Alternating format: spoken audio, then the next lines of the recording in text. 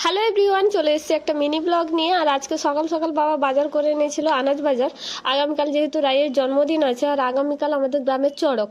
তো চড়কের আগের দিন আমাদের গ্রামে হয় মানিক ধরা। তো সেটাই আজকে দেখতে যাব, সেটাই আমি আপনাদের সাথে শেয়ার করব আজকের এই মিনি ব্লগে।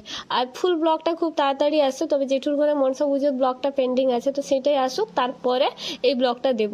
আর এদিকে দেখুন, রায় দুষ্টুমি করছিল, আমি আনাজগুলো বার করছিলাম, তাকে আমি কলা দিয়েছিলাম খেতে, কলাটা ফেলে দিয়ে লবণের প্যাকেট নিয়ে বসে গেছে।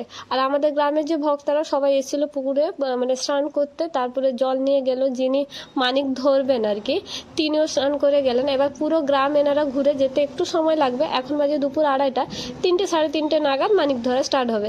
আর ততক্ষণে আমরাও রেডি হয়ে চলে যাব। তো চলুন রেডি হই, রাইকে, আমি, মা, আমরা তিনজনই যাবো। তো রাইকে রেডি করে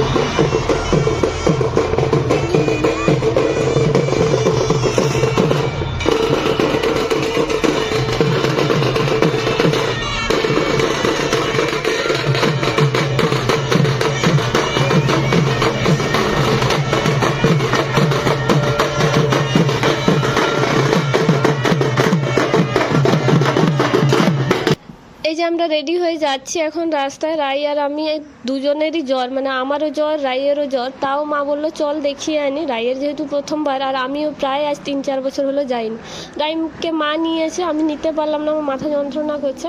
আর এদিকে আমি এই যে মোবাইলে একটু ভিডিও করছিলাম। তো চলুন ওখানে পৌঁছে ভিডিওটা কন্টিনিউ করছি। আর আমাদের গ্রামে মানিক ধরাটা ওই বললাম তো চড়কের আগের দিন হয়। আর যেটা নিয়ম হচ্ছে সেটা হচ্ছে যে মানে মানিক ধরার আগের দিন, মানে আজকে মানিক ধরা, গতকাল রাত্রে একজন ফেলে দেয় এই পুকুরে আম পাতা, সুপুরি আর অনেক কিছু বাঁধা থাকে, তো সেইটা একটা পোটলা করে ফেলে দেওয়া হয়।